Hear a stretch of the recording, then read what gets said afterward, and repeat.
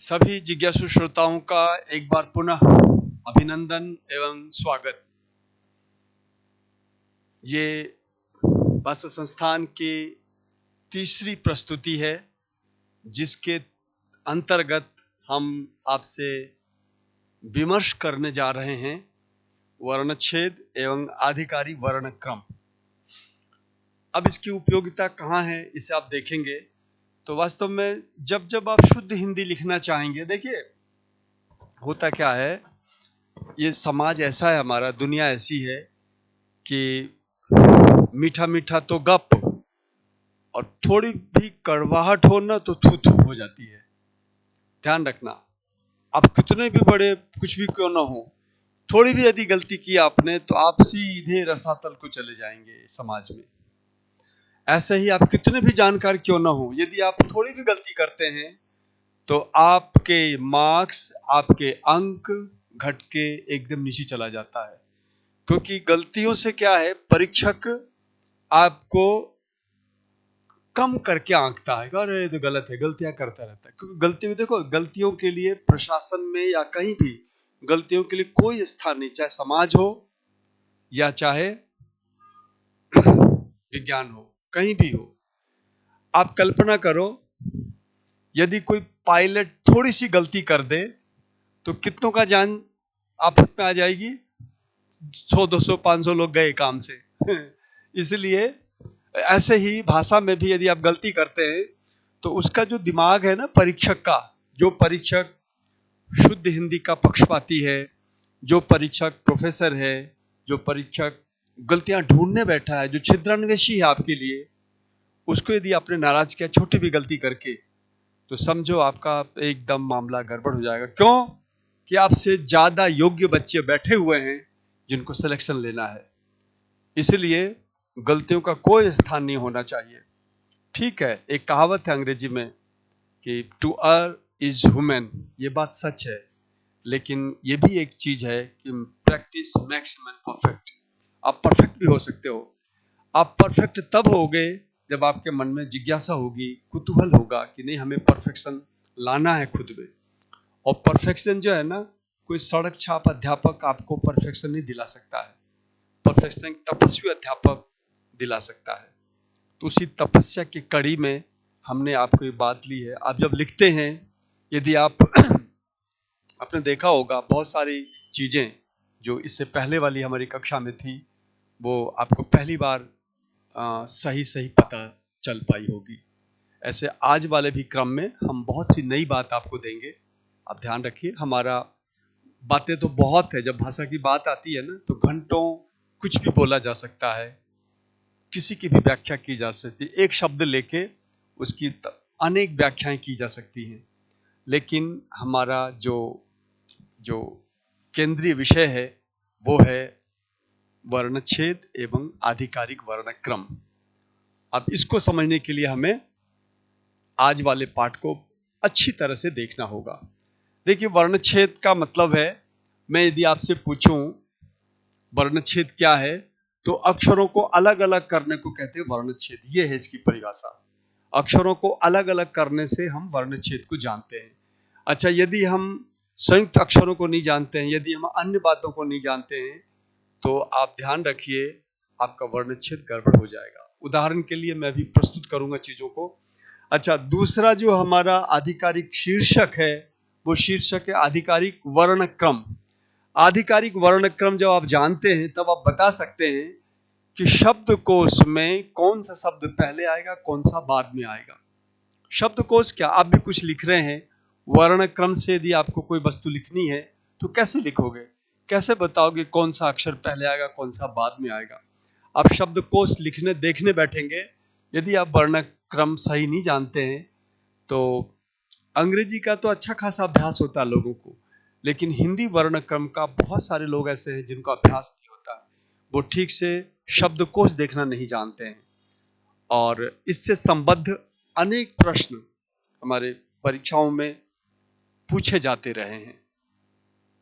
मेरा अनुभव है, मैंने देखा है, एक छोटी सी बात की वजह से आप अनावश्यक कुछ प्रश्नों से वंचित रह जाते हैं और आपको अपमानजनक स्थिति का सामना करना पड़ता है। अब वो दिन गए जब ये कहा जाता था कि सॉरी मेरी हिंदी कमजोर है। तो बात ऐसी है, यदि आपकी हिंदी कमजोर है ना तो घर बैठिए। आपकी हिंदी कमजोर है तो आपको नंबर कम मिलेंगे, बहुत स्पष्ट बात है। तो आप ऐसा नहीं कह सकते। ये एक एक एक एक परंपरा और एक ये एक तरह से एक परिपाटी चल पड़ी थी, सॉरी मेरी हिंदी कमजोर है। तो मेरी हिंदी कमजोर है कह के आप ये कहना चाहते हैं कि मेरी माँ कमजोर है, सॉरी मेरी माँ अच्छी नहीं है। तो ऐसा नहीं है, ठीक है, आपकी मजबूरी थी कि आपने किसी खास माध्यम में पढ़ा। तो भाषा को मातृभाषा कहा जाता है, भाषा को, कल्चर को, है ना, अपनी भाषा को माँ के समान दर्जा देने का प्रचलन सब जगह है। आप देखेंगे रसिया में कानूनी प्रोविजन है, आपके फ्रांस में बिल्कुल वैधानिक बाध्यता है। यदि आपने फ्रेंच शब्दों के वाक्यों के बीच में अंग्रेजी शब्दों का प्रयोग किया तो आपके लिए दंड का प्रावधान है। यदि आपने रशियन बोलते समय, तो आधिकारिक रूप से रशियन लिखते समय यदि आप अंग्रेजी शब्दों का प्रयोग कर देते हैं तो आपके लिए दंड का प्रावधान है। क्यों? क्योंकि होना ही चाहिए, क्योंकि सब आप मिक्स कर देंगे तो कोई मतलब नहीं है। क्योंकि हिंदी कोई कमजोर थोड़ी है, रशियन कोई कमजोर थोड़ी है, बंगाली भाषा कोई कमजोर थोड़ी है, या तेलुगु भाषा कमजोर थोड़ी है, तमिल कमजोर थोड़ी है। सबकी अपनी अपनी पद्धति है, अपनी अपनी। क्योंकि सारी भाषाएं, विश्व की सारी भाषाएं हजारों वर्षों का इतिहास लेके अपने को विकसित की हुई है। और ये जो भाषाएं इसीलिए मानवता की धरोहर हैं, आपको ध्यान रखना होगा। और हिंदी भी उन्हीं में से एक है। इसलिए ये जो अपराध बोध है ना, हिंदी कमजोर है या इस तरह की चीज, वो नहीं होनी चाहिए। सब भाषाएं मानवता की धरोहर है। सब भाषाओं की अपनी शुद्धता है, अपनी परिपाटी, अपनी परंपरा, अपनी संस्कृति है। भाषाओं से पता है आपकी संस्कृति झलकती है। और संस्कृति 10, 20, 50 दिनों में नहीं बनती है। संस्कृति को बनने में सैकड़ों वर्ष लगते हैं। तो भाषा जो है संस्कृति का हिस्सा है। आदमी सब कुछ बर्दाश्त कर लेगा, लेकिन संस्कृति का अपक्षय बर्दाश्त नहीं करेगा।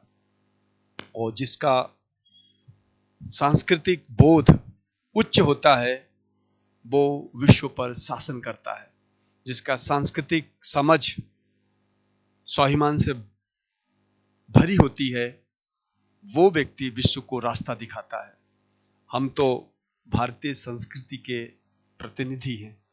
हमारी भारतीय संस्कृति कितनी मानवतावादी संस्कृति है। और ये हमारी मानवता पर जो संस्कृति है, इसको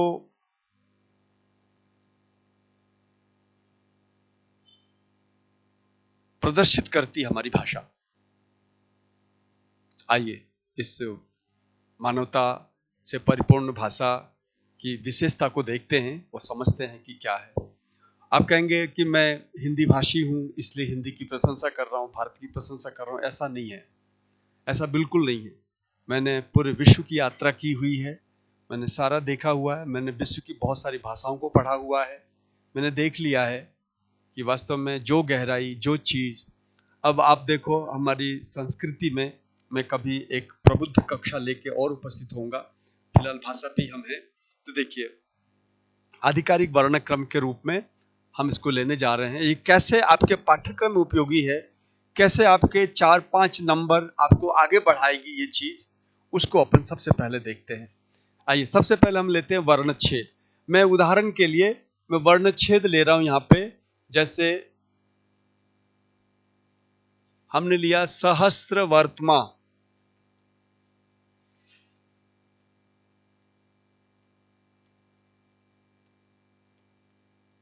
हमने लिया कास कृष्ण,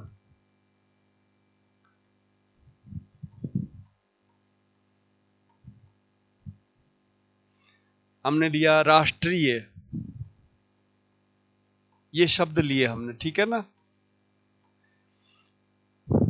हम ले रहे हैं अंगीकार, हम ले रहे हैं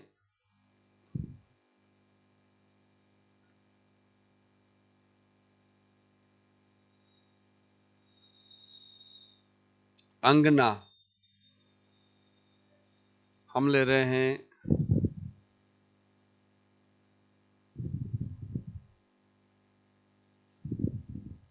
अंगूर,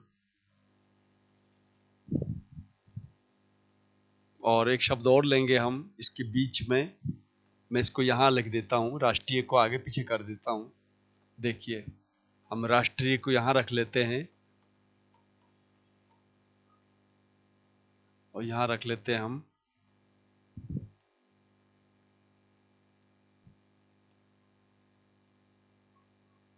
अगम। अब मेरा प्रश्न है, ये भी एक पढ़ाने की पद्धति है। पहले प्रश्न रखना और फिर आपको उद्दीपित करना, आपको प्रदीप्त करना, आपको जिज्ञासा से भर देना, जानने की इच्छा भर देना, इसके बाद फिर समाधान देना। तो जब आप किसी को समुत्सुक कर लेते हो अपनी ओर, फिर उत्तर देते हो, तो वस्तु, तथ्य, सूचना जिज्ञासु को तुरंत याद हो जाती है। तो देखिए, हमने ये रखा है। आप बता सकते हैं शब्दकोश में, चलो हम इनको लेते हैं। शब्दकोश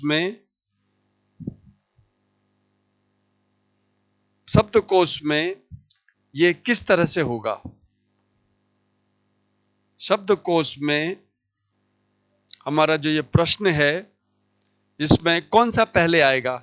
क्या पहले अगम ऐसे कर दें हम, 1 2 3 और 4, क्या इस तरह से आएगा? यानी सबसे पहले अगम आएगा शब्दकोश में, या फिर अंगीकार आएगा, या फिर अंगना शब्द आएगा, या फिर अंगूर आएगा? क्या आएगा आप बता सकते हैं? आप बताइए, सबसे पहले शब्दकोश में क्या मिलेगा? या फिर एक विकल्प तो ये हो गया है ना, इस विकल्प को हम दे रहे हैं, क नाम दे रहे हैं इसको। दूसरा विकल्प ले, नहीं साहब, मुझे ऐसा लगता है कि पहले तो अ आएगा, ये है ना, और फिर इसके बाद ये 2 नंबर पे आएगा, फिर ये 3 नंबर पे आएगा, और ये 4 नंबर पे आएगा। कहीं विकल्प ऐसा तो नहीं है? ख विकल्प के पक्षधर तो आप नहीं है, आपको ही बताना है ना? आपको ही बताना है, जो बैठे हुए हैं साथी यहाँ पे, कि इसमें क्या क्रम होगा। आप सोचिए, बताइए हमें। इसके बाद मैं तीसरा लेता हूं कि क्या ऐसा तो नहीं कि इसको हम 1 नंबर दें अंगीकार को, 2 नंबर दे दें हम इसको, 3 नंबर हम दे दें इसको, और 4 नंबर दें हम अगम को? कहीं ऐसा तो नहीं? गौ विकल्प के पक्षधर तो आप नहीं हैं, कहीं ऐसा तो नहीं है? आप बताइए किस में हो, आप किसको मानते हो? हाँ, तो आप जिसको उत्तर मानते हो, तो हमारे पास 2 नंबर तो कोई उत्तर है ही नहीं। क है, ख है, ग है, और चौथा ले रहा हूं मैं घ को। तो घ में बताना है आपको कि कौन सा, यानी शब्दकोश में जो वैधानिक मान्यता प्राप्त, जो भारत सरकार से अधिकृत जो शब्दकोश है, या विद्वानों में जो शब्दकोश प्रचलित है, उसमें कौन सा पहले आएगा, कौन सा बाद में आएगा? इसे हम कहते हैं शब्दों का, अक्षरों का वर्ण क्रम, आधिकारिक वर्ण क्रम। कौन सा पहले आएगा? अब हम दूसरा लेते हैं, कहीं ऐसा तो नहीं कि ये 1 नंबर होगा, ये 2 नंबर होगा, ये 3 होगा, और ये 4 होगा। इस तरह से हमारे 4 विकल्प हैं, अगम, अंगीकार, अंगना, अंगूर। कौन सा पहले आएगा, ये हमारा प्रश्न है। इस पे विचार चलते रहने दो। अब हम लेते हैं सहस्त्र वर्तमान को, हम वर्णच्छेद करते हैं। देखिए, इसका विचार चलने दीजिए, चिंतन चलने दीजिए, आप समाधान दीजिए। मैं तब तक सहस्त्र वर्तमान का हम कुछ वर्णच्छेद कर लेते हैं। स, ह, स, त, र, सहस्त्र। फिर हम लेते हैं स, अ, ह, अ, स, त, र, अ। ये ले लिया हमने। दूसरा हम ले रहे हैं स, अ, ह, अ, स, र, सहस्त्र। और चौथा लेते हैं स अ ह अ स र त अ। यहाँ भी मैं क नाम का विकल्प दिया, ख नाम का एक विकल्प दिया, ग नाम का एक विकल्प दिया और घ नाम का एक विकल्प दिया। और आपसे पूछा हमने कि बताइए इसका प्रश्न क्या होगा। इसका प्रश्न ये होगा इनके शुद्ध क्रम, इनके शुद्ध वर्णक्रम, शुद्ध वर्णक्रम, ये हमने प्रश्न लिखा है यहाँ पे। इनका शुद्ध वर्णक्रम क्या है? मैंने प्रश्न लिखा नहीं है, मैंने बताने का प्रयास किया है कि अगम, अंगीकार, अंगना और अंगूर, ये जो शब्द हमारे पास हैं, इन शब्दों में से कौन सा शब्द, मैं प्रश्न नहीं लिख रहा हूं, वैसे मौखिक बता रहा हूं। मुझे लगता है हमारा ऑडियो विजुअल सिस्टम ठीक से काम कर रहा है ना, तो इसमें से कौन सा विकल्प आप टिक लगाना चाहोगे? आपके टिक लगाते ही आप लाखों में ऊपर चले जाओगे, लाखों को छोड़ के ऊपर बैठ जाओगे।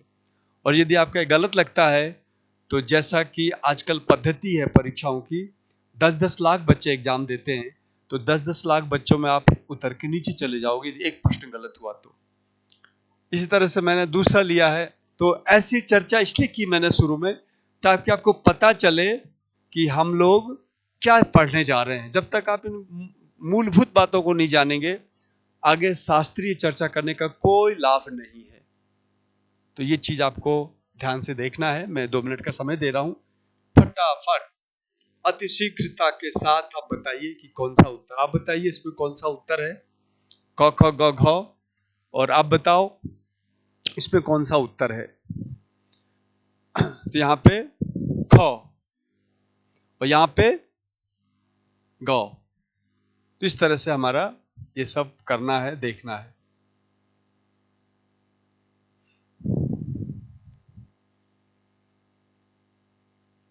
मैं अपना जो ये जो रहस्य है ना, इसको खत्म करते हैं। देखिए इसका अब मैं कुछ नहीं बताऊंगा आपसे, आपको मैं कुछ नहीं बता रहा हूं। आप अपने आप मेरी जैसे जैसे व्याख्या होगी, मैं इस जगह को व्याख्या के रूप में काम में ले लेता हूं। आप अपने आप पता चल जाएगा आपको कि इसमें कौन सा उत्तर सही है। देखिए शब्दकोश में सबसे पहले क्रम ये आता है, पहले अ आता है, अनुस्वार वाला आता है, और फिर इसके बाद चंद्र बिंदु वाला आता है, और इसके बाद बिना चंद्र बिंदु वाला अ आता है। इसका पहला नंबर है, इसका दूसरा नंबर है, इसका तीसरा नंबर है। तो अब आप देखिए सबसे पहले कौन सा आएगा। सबसे पहले अंगीकार वाला आएगा 1 नंबर, और सबसे इसके बाद आएगा अंगना वाला 2 नंबर, फिर ये 3 नंबर और ये 4 नंबर। तो देखिए ग का जो नंबर है ना, ग का 4 1 2 3, ये सही है, यानी हमारा उत्तर ग सही है। यहाँ पे ग सही, पहले आपने ख बोला था, तो ये ग जो है ये उसका उत्तर सही है, ठीक है ना। और इसमें यदि हम जाते हैं, इस पे ये बात क्लियर हो गई। अब आपको ध्यान रखना है कि शब्दकोश में सबसे पहले विद्वानों ने अनुस्वार को, इसके बाद चंद्र बिंदु को, इसके बाद बिना किसी चिन्ह वाले को, अ को प्राथमिकता दी है। तो इसका और विस्तार से विवरण की चर्चा यदि हम आगे की क्लास में करेंगे, बताएंगे आपको कि हमारा उत्तर बन गया। तो वर्णक्रम सीखने के लिए आपको हम जो अब पाठ पढ़ाने जा रहे हैं वो हमें आना चाहिए, अन्यथा ऐसी गलतियां होती रहेंगी और आप बार बार गलतियां करते रहेंगे। इसलिए बहुत ध्यान से चीजों को सीखने की आवश्यकता है। चलिए अब हम इन सबको हटा के, इन सबको हटा देता हूं मैं। अब हम आते हैं किसी एक पॉइंट पे, और वो है ऊपर वाला प्रश्न। देखिए ऊपर वाले प्रश्न के लिए हम क्या करेंगे, पहले इसको हटा देते हैं। मैंने इसका उत्तर दे दिया है, इसका समाधान हो चुका है। अब हम आते हैं इस चीज पे। अब हम आगे किस पे, सहस्त्र पे हम आ गए, ठीक है ना।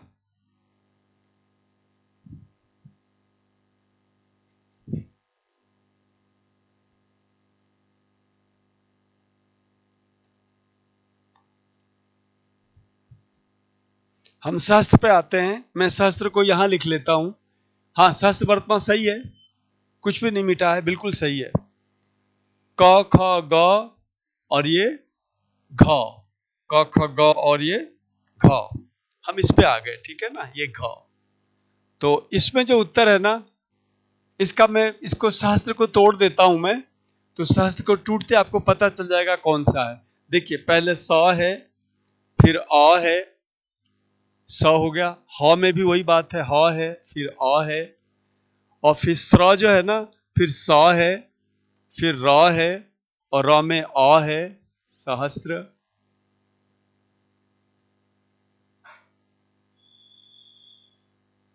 स ह स र, सहस्त्र, सहस्त्र हो गया। इसका मतलब इसका जो उत्तर है वो कौन सा है? ग है। यदि आप सावधान नहीं होंगे तो ऐसी गलती हो सकती है, इसलिए हमने वर्ण क्रम, जो बहुत अद्भुत चीज है हिंदी भाषा की, उसको हम लेने जा रहे हैं। अच्छा, हमारी जो आदत है ना, वो अंग्रेजी भाषा में ABCD वगैरह जो लिखा जाता है वो किसी न किसी से तालमेल नहीं करते वो लोग। वो सारे अक्षर स्वतंत्र रूप से लिखे जाते हैं, वो उस भाषा की विशेषता है। लेकिन हिंदी भाषा में बहुत से अक्षर आपस में युति करते हैं, मिलन करते हैं, और मिल के फिर अलग अलग तरह के संयुक्त वर्ण और पूर्ण वर्ण का निर्माण करते हैं। तो हमें इसका विधान पता होना चाहिए। तो इसका उत्तर था ग। यदि आप सही है, अच्छी बात है, यदि नहीं है तो आपको ये जो वर्ण क्रम हम करने जा रहे हैं उसको आपको सीखना है। तो देखिए, अब हम लेते हैं कुछ और प्रश्न ले लेते हैं, फिर मैं इसकी व्याख्या करने की कोशिश करूंगा। इन सबको मैं यहाँ से हटा के, और अगले पेज पे हम चलते हैं। ये देखिए,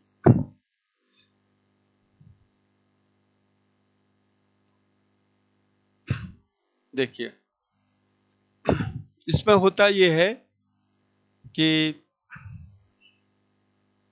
कुछ शब्द ले लेते हैं, जैसे राष्ट्रीय शब्द था, है ना, राष्ट्रीय शब्द लेता हूं मैं, राष्ट्रीय शब्द लेता हूं।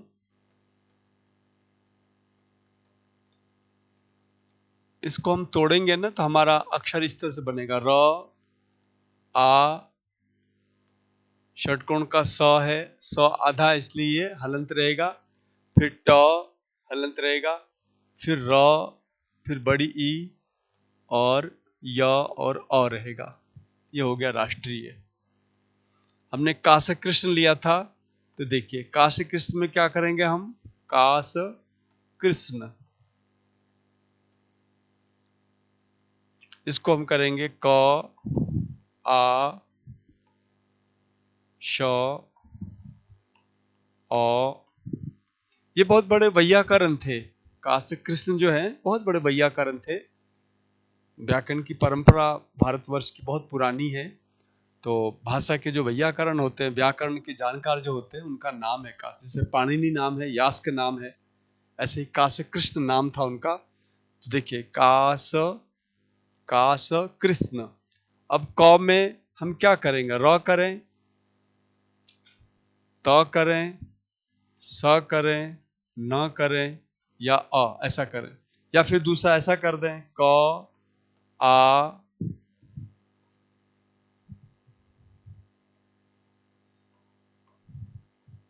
क री त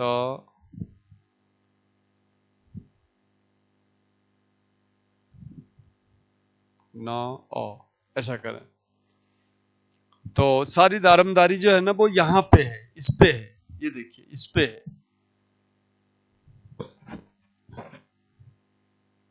या फिर ऐसा करें, क आ श अ, फिर क र अ, फिर त स न और अ।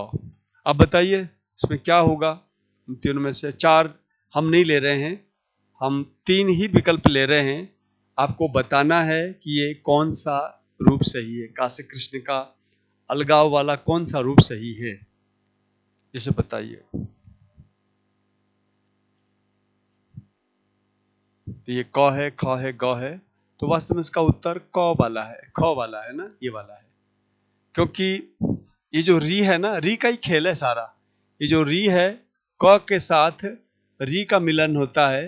बाकी त आधा है तो ये आधा रहा, फिर स आधा है, स ये रहा हल वाला, फिर न है, न पूरा है, तो इस तरह से हमने लिख दिया। इस तरह से ये री वाला जो है ना, ये उत्तर सही है। ख का जो उत्तर है वो सही उत्तर है।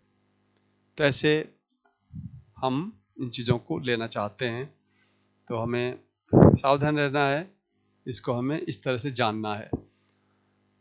एक और ले रहा हूं मैं, जिसमें वर्णक्रम का अच्छी समझ आपके मन मस्तिष्क में बैठ जाएगी। वो हमारा है, वो इस तरह से है, देखिए, ये देखिए। अब जैसे हमारे पास शब्द है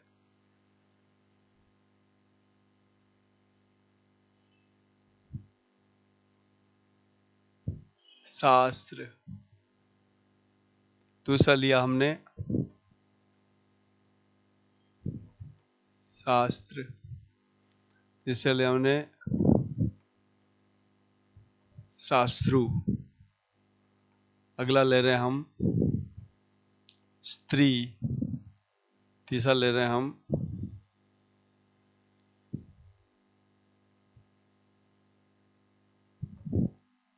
श्रीमान।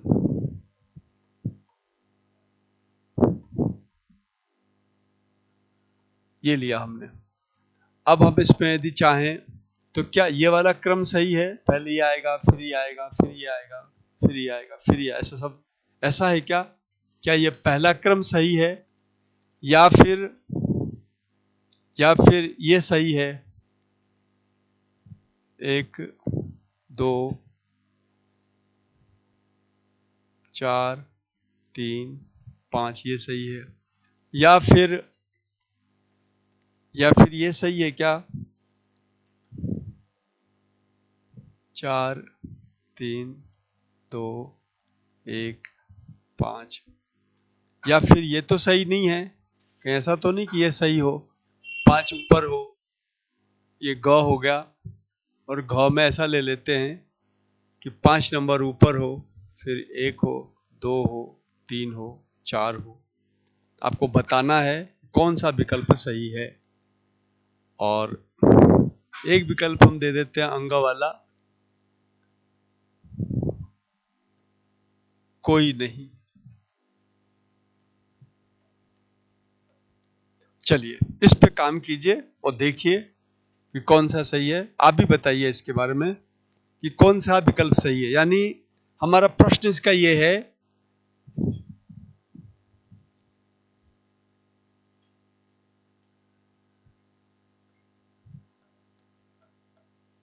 शब्दकोशीय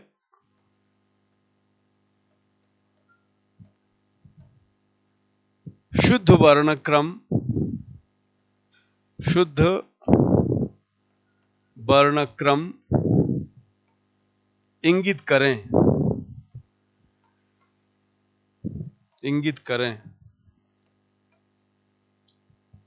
शब्दकोशीय शुद्ध वर्णक्रम इंगित करें। यदि आप इसको समझ जाओगे, जान जाओगे, तो ध्यान रखना आपकी संधि, आपका प्रत्यय, आपका उपसर्ग, इन सब के, और आपका शुद्ध लेखन, इस पर बहुत प्रभाव पड़ने वाला है इस चीज का। इसलिए हमने इस चीज को लिया है, तो हमें आना चाहिए भाई। यदि डिक्शनरी देखना नहीं आवे, आपको शब्दकोश देखना नहीं आ रहा है, कौन सा शब्द पहले है, कौन सा बाद में आएगा, तो आप तो पहली ही स्थिति में कमजोर हैं। तो ऐसा क्यों? जब तक हम वर्ण नहीं जानेंगे तब तक हम कैसे आगे की यात्रा, क्योंकि प्रत्यय में, संधि में, समास में, इन सब में बहुत सारे आगे पीछे शब्दों को करना पड़ता है, इसलिए जानना बहुत आवश्यक है। तो हमारा कौन सा उत्तर सही होगा वो आपको बताना है। और इसके लिए मैं फिर से उत्तर तो नहीं बताऊंगा, लेकिन मैं इसका वर्णच्छेद जरूर कर देता हूं। देखिए वर्णच्छेद करूंगा मैं। सबसे पहले स आएगा। शास्त्र का मतलब होता है आंसू से युक्त, और शास्त्रु का भी मतलब होता है आंसू से युक्त। शास्त्र और शास्त्र, 1 और 3 दोनों का अर्थ होता है आंसू से युक्त, है ना। और शास्त्र, अस्त्र के साथ, स्त्री स्त्री, श्रीमान श्रीमान, ये शब्द आपके सामने है। मैं सबको एक एक करके खोल देता हूं, अपने आप आपको उत्तर पता चल जाएगा। स, आ, स, र और अ, 4-4, 5-5 अक्षर लेता हूं मैं, आपको पता चलने लग जाएगा। दूसरा ले रहा हूं मैं शास्त्र का, तो स, आ, स, त, र और अ, शास्त्र।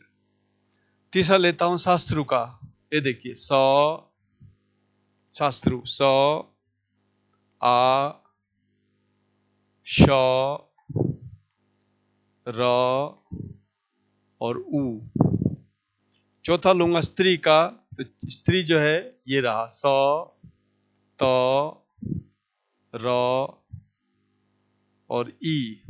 और पांचवा ले लेता हूं श्रीमान का, 4 ही शब्द लेता हूं, 4 ही अक्षर लेता हूं मैं, श, र,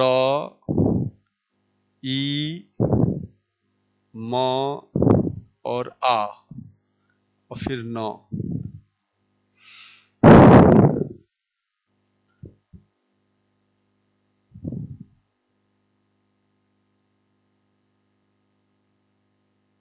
कौन सा उत्तर है? तो देखिए वर्णमाला में सबसे पहले, अब देखा जाए तो सौ सौ सौ सौ सौ सौ रे, तो सारे 100 आ रहे हैं, सारे 100 आ रहे हैं। और देखा जाए तो य, व, र, यवरल, 4 तो ये हो गए। यवरल यानी कवर्ग, कवर्ग, चवर्ग, टवर्ग, तवर्ग, पवर्ग के बाद यवरल आ गया। यवरल में से कोई भी नहीं है। फिर आगे बढ़ते हैं, श, ह, स, ह, इनमें से कौन सा पहले आ रहा है? तो स सबसे पहले आ रहा है, ये श है ना, सबसे पहले आ रहा है, तो हम इसको 1 नंबर देंगे। 1 नंबर से क्या नंबर देने वाले हैं हम इसे नंबर देने जा रहे हैं 1 नंबर। इसको हटा के इसको हमने नंबर दे दिया 1। ये देखिए 1 नंबर ये हो गया। फिर इसके बाद ये तो भाई गजब हो गया, ये तो सब में 100 है। इन सारे 100 को हटा देते हैं, क्योंकि इससे पता नहीं चल पा रहा कौन आगे है कौन पीछे है, सबको हटा दिया। खूब विकल्प है, हमने दिया ना, कोई नहीं, इसमें से कोई विकल्प नहीं है। तो यदि आपका कोई विकल्प फिट नहीं बैठा तो कोई नहीं, अंगा विकल्प होगा, ये है। तो देखिए इसको हमने हटा दिया। अब इसके बाद आ, स, र, अ है। आइए बताओ आप हमें, आ पहले या त पहले, ये बता दो आप हमें, आ पहले या त पहले? वर्णमाला में आ पहले आता है, तो बहुत बाद में आता है, तो तवर्ग में आता है, आ पहले आ जाता है स्वर में, स्वर का नंबर पहले आता है। तो इसका मतलब इन तीनों से पता नहीं चल पा रहा है कौन सा पहले, क्योंकि तीनों आई आई है। इससे पता नहीं चल पाया, इससे पता नहीं चल पाया, इससे पता नहीं। तो अब तो बहुत बाद की बात है, लेकिन इसमें से कौन सा पहले, इसको हमें देखना पड़ेगा। यहाँ भी 100 देखो यहाँ पे 300 है, 300 में से ये वाला जो 100 है पहले आता है, इसलिए इसको हम क्या नंबर देंगे? इसको 2 नंबर देंगे, इसको 2 नंबर देंगे। देखो कितना खास प्रश्न है ये, इससे कैसे बच सकते थे आप बताओ। इसको हम 2 नंबर क्यों दे रहे हैं, आपको बता दिया हमने। बिल्कुल एक एक को विश्लेषण करके चल रहा हूं, मैं आपको बता रहा हूं। इसको हमने 2 नंबर दिया। अब इसके बाद आपको पता करना, यार यहां तो फिर चक्कर पड़ गया, क्योंकि यहां तो दोनों 100 हैं, तो दोनों 100 को हटा दो। अब देखो र पहले या त पहले, तो स्पष्ट है त पहले आता है, इसलिए इसको हम देंगे 3 नंबर। इसे क्या देंगे हम? इसे हम देंगे 3 नंबर। मैं जगह कर लेता हूं यहाँ पे 3 नंबर के लिए, हम इसे देने जा रहे हैं 3 नंबर। ये देखिए इसको 3 नंबर हो गया। और फिर बाद में जो बच गया ये, इसको हम नंबर देंगे क्या?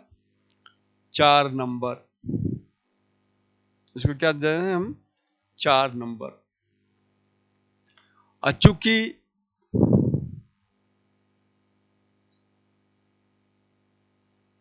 तो जो है आके बाद आता है, तो स्पष्ट रूप से इसको हम देंगे नंबर 5। आ के बाद आता है, इसको नंबर दिया हमने 5। तो पूरा नंबर बना इसका। इसका पूरा विकल्प यदि बनाना चाहते हैं, शुद्ध विकल्प हम इस तरह से बनाएंगे। देखिए शुद्ध विकल्प बना इस तरह से। इसको हम देंगे कितना नंबर?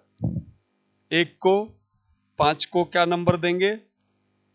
ये देखो ये हम यहाँ पे बना लेते हैं।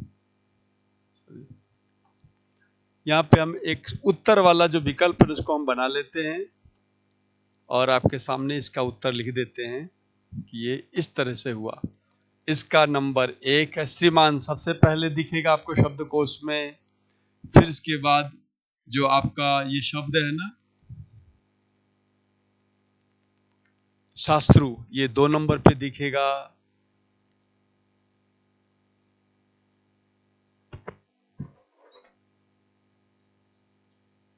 शास्त्र जो है वे हमें 3 पे दिखेगा और ये 4 पे दिखेगा, 4 नंबर पे। और स्त्री कब दिखाई देगी? स्त्री जो है 5 नंबर पे ये शब्द दिखाई देगा हमें। तो इसका असली क्रम था 4 3 2 5 1। और चूंकि ये क्रम कहीं भी नहीं है इसलिए हमारा उत्तर क्या है? हमारा उत्तर 9 है। इस तरह से। तो बात ये है मेरा ये सब आपको अटकाने का मतलब ये था कि सजग हो जाओ। यदि आपके ये नंबर 4 कमाने हैं आपको, यदि इनको जानना है, तो बात इसकी नहीं है कि आपके नंबर कम आ रहे ज्यादा आ रहे। बात यह है कि आपको हिंदी नहीं आ रही है, हिंदी का बेसिक ज्ञान आपको नहीं है, इसलिए इसको हमें सीखना है, जानना है। और मैंने कैसे किया इसको सब बता दिया। अब इसके लिए अच्छा, जिन साथियों को पूरा अ आ इ ई उ ऊ ए ऐ ओ औ और इसके बाद फिर क ख ग घ ङ छ छ ज झ ञ ठ ठ ड ढ ण थ थ द ध न प फ ब भ म य र ल व श ह स ह याद नहीं है, और जो लोग वर्णों को अलग अलग करना नहीं जानते हैं, संयुक्त व्यंजन की जिनकी आदत नहीं है, वो लोग इसको नहीं कर पाएंगे। ये सारा बुद्धिस्ट होना चाहिए, क्योंकि परीक्षा भवन में ये सारी चीजें वहां लिखी हुई नहीं होंगी, आपके मस्तिष्क में लिखा होगा। आप बार बार इसकी आवृत्ति करेंगे तब जाकर आपको पता होगा, तब उस स्मृति के आधार पर आप ऐसे प्रश्नों का उत्तर दे पाएंगे। ये मैंने वर्णक्रम की बात की। यही वर्णक्रम हिंदी के शब्दकोश देखने में काम आते हैं। और ध्यान रखना, पता चला तुम हिंदी वाला वर्णक्रम जान के संस्कृत का शब्दकोश देखने लग गए ना, फिर वहां धोखा हो जाएगा। संस्कृत के वर्णक्रमों को देखने का ये तरीका नहीं है। संस्कृत के शब्दकोश को देखने का तरीका अलग है। वो पाणिनि के अक्षरानुक्रम से संस्कृत के शब्दकोशों को देखते हैं। अंग्रेजी के शब्दकोश को भी हम अलग ढंग से देखते हैं। उसमें तो ABCDEFGH होता है, उसके अनुसार हम बारी बारी से देखते हैं। इस तरह से हमने वर्णक्रम और आधिकारिक शब्दकोशी वर्णक्रम, कहीं भी आप अटक रहे हो तो तोड़ के देख लो, तोड़ के देखते आपको पता चला ये अक्षर पहले आएगा, ये अक्षर बाद में आएगा। ये चीज हम आपके पास रखना चाह रहे थे। आज का हमारा यही टॉपिक था। और एक बात और मैं आपको जोड़ना चाहूंगा अपने कथन के साथ कि आजकल जो हिंदी है ना, बढ़िया हिंदी जिसे कहते हैं, जो आधिकारिक अच्छी हिंदी, जिसे भारत सरकार का संविधान जिसकी परिकल्पना करता है, वो हिंदी सुनने में बहुत कम आती है। तो हमारा प्रयास होता है कि मैं ऐसी हिंदी बोलूं ताकि आप सुन सको, हाँ भाई ये आदर्श नमूना है शुद्ध हिंदी का। तो शुद्ध हिंदी का मतलब है आप संविधान सम्मत हिंदी बोलें, सुने, तो आपको तो मुश्किल, बहुत ही कठिनाई होगी सुन पाने में। समाचार वाचक या इस तरह के और भी जो इस पेशे से संबद्ध लोग हैं, वो जैसी परिनिष्ठित और अच्छी हिंदी बोलते हैं, वो हिंदी आपको भाषा संस्थान के लेक्चर में मिलेगी। आप चाहें तो हमारी भाषा को ध्यान से सुन के आप अपनी भाषा को ठीक कर सकते हैं। मैं विशेष तौर पर, विशेष करके प्रतियोगी परीक्षार्थियों को कहना चाहूँगा कि जब आप हिंदी लिखते हैं, यदि आप हमारी हिंदी, भाषा संस्थान वाली हिंदी लिख देते हैं, जो एक आधिकारिक और प्रमाणित हिंदी है, तो आपकी भाषा अपने आप सुधरती है। तो कोशिश कीजिए, अच्छी हिंदी ये है। और अच्छी हिंदी के लिए हमने प्रयास किए हैं, हमने सीखे, हमने पूरी जिंदगी लगाई है इसके लिए, तब जाके कुछ सही हिंदी हम बोल पा रहे हैं। और ऐसी हिंदी को अच्छी हिंदी के रूप में भारत सरकार मान्यता देती है। मैं स्पष्ट कर दूं कि हिंदी या अंग्रेजी 2 प्रकार की है। एक है औपचारिक हिंदी और एक है अनौपचारिक हिंदी या अंग्रेजी। जो अनौपचारिक हिंदी होती है वो कभी आपको नंबर नहीं दिलाती, बोलचाल की भाषा वाली हिंदी अलग होती है, और जो अनौपचारिक हिंदी है वो आपको गड्ढे की तरफ ले जाएगी। अनौपचारिक हिंदी वाला बच्चा, अनौपचारिक हिंदी वाला शिक्षार्थी या अभ्यर्थी कभी अच्छे नंबर प्राप्त नहीं कर सकता है। लेकिन जो औपचारिक हिंदी बोलता है, लिखता है, वो अन्य शिक्षार्थियों से ज्यादा अंक प्राप्त करता, अधिक अंक प्राप्त करता है। तो मेरी जो हिंदी है वो अपने आप में एक शिक्षण है। आप मेरी हिंदी को पकड़ें, समझें हम कैसे स को श बोल रहे हैं, स को स बोल रहे हैं, क ख न बोल रहे हैं, त थ द थ न बोल रहे हैं, प फ ब भ किन किन अक्षरों का कैसे उच्चारण हो रहा है।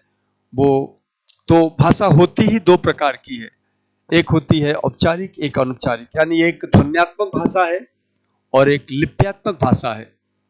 और आपको बहुत सावचेत रहना है कि साक्षात्कार में आपसे ध्वन्यात्मक शुद्ध भाषा की आशा की जाती है, और लेखन में आपसे लिप्यात्मक शुद्ध भाषा की आशा की जाती है। यदि आप दोनों के मर्मज्ञ हैं, दोनों के आप शिक्षा आपने प्राप्त की है, दोनों में आप अभ्यस्त हैं, तो आप निस्संदेह चीजों को प्राप्त कर लेते हैं और परीक्षा लेने वालों को प्रभावित कर लेते हैं। तो ये चीज है, इसको लेके चलना है। तो ये बात आज मैं यही कहना चाह रहा था। इसकी बहुत सी सारी, फिर अगले क्रम में अब मैं चाहूंगा कि आप इनको एक एक करके देख लें। ये हमारा समाप्त हो रहा। हमने आज बात की, सबसे पहले हमने ये बात की कि भाई वर्णक्रम क्या है, अक्षरों को तोड़ तोड़ के लिखने को वर्णक्रम कहते हैं। हमने ये बात की और इसकी चर्चा आपकी देखिए यहाँ पे है। ये देखो आप, हमने पहले क्या बात की, हमारा टॉपिक ये था, हमारा शीर्षक ये था, फिर हमने ये बात की। इसके बाद हम आए कि भाई हमने आपको शब्द दिया कि भाई सहस्त्र वर्तमान को तोड़िए, और आप में से जिन्होंने इसको शुद्ध किया बहुत अच्छी बात है। जो नहीं कर पाए उनको मैंने पद्धति बताई, तरीका बताई कैसे सही होगा। और 3 नंबर हमने क्या किया, राष्ट्रीय शब्द लिया और राष्ट्रीय शब्द को करके बताया। और एक चीज और थी, 4 नंबर में मैंने ये लिया कि भाई कैसे इसको शब्दकोशीय क्रम से तोड़ा जाता है, ये सिखाई हमने। और जो बात मैंने मिटा दी थी वो बात थी अनुस्वार वाली। अनुस्वार वाली बात क्या है, ये देखो आप। अनुस्वार वाली बात ये है कि वर्ण क्रम के अध्ययन में हम सबसे पहले शब्दकोश में अनुस्वार पाते हैं। इसके बाद हम क्या पाते हैं, इसको क्रम बता देता हूं मैं। ये आता है, इसके बाद ये आएगा, इसके बाद ये आएगा, है ना, इस तरह से चलेगा। अ के बाद फिर आ आएगा, तो आ में सबसे पहले आ आएगा, फिर चंद्र बिंदु आएगी, है ना, और फिर इसके बाद आ आएगा। ऐसे चलता रहेगा। आगे देखिए, इसके बाद आप शब्दकोश में जाएंगे तो ई आएगी, ई के बाद आपका अनुस्वार वाला, फिर इसके बाद चंद्र बिंदु वाला, फिर इसके बाद बिना किसी उस वाला, इसके बाद बड़ी, देखो ध्यान देने की बात है, ये बड़ी ई आ गई। बड़ी में क्या होगा, अब देखो बड़ी में अनुस्वार वाला, चंद्र बिंदु वाले दोनों के लिए हम एक अनुस्वार से ही काम चलाएंगे, क्योंकि यही, ये देखो, क्योंकि यही अनुस्वार है और यही चंद्र बिंदु है। भारत सरकार के प्रतिनिधियों ने, हिंदी निदेशालय ने ये निर्णीत किया है कि भाई ऐसा है, जिस पे मात्रा आ जाती है उस पे जो बिंदी होगी, उस पे जो अनुस्वार होगा, वो अनुस्वार चंद्र बिंदु का भी काम करेगा और अनुस्वार का भी काम करेगा। ये दोनों काम ये आपका ये करेगा। तो इसके तो 3 रूप बन गए। देखो, इसका 1, 2, 3 रूप बने, लेकिन इसके 2 ही रूप बने। इसका 2 रूप बना, 1 और 2, बस। इसके 3 रूप बने, 1, 2, 3। इसके 3 रूप बने, 1, 2, 3। लेकिन जब हम आगे जाएंगे, अब जैसे हमने ले लिया आई पे जब जाएंगे तो हमारा इसका दो ही रूप मिलेगा। क्यों? इसमें मात्रा आ गई, मात्रा आने की वजह से अनुस्वार वाला ये होगा और चंद्र बिंदु वाला जो है ना, ये दोनों जो रूप बन रहे हैं इन दोनों का एक ही रूप बनेगा ये। तो स्पष्ट नियम बन गया कि जिस जिस स्वर के ऊपर मात्रा आती है या जिस जिस वर्ण के ऊपर मात्राएं चढ़ती हैं उसमें चंद्र बिंदु अलग से दिखाना नहीं है, अनुस्वार ही चंद्र बिंदु का काम कर देगा। ये नियम बन चुका है, इसलिए हम इस तरह से लेते हैं चीजों को और लिखते हैं। तो मेरे अनुसार ये सारा मैंने स्पष्ट कर दिया है। मुझे आशा है आपने यहाँ पे कुछ नयापन देखा होगा, जाना होगा। इसको जानिए, समझिए और आगे बढ़िए, है ना। आज के लिए बस इतना ही। आप सबको मेरा साथ देने के लिए बहुत बहुत साधुवाद, धन्यवाद।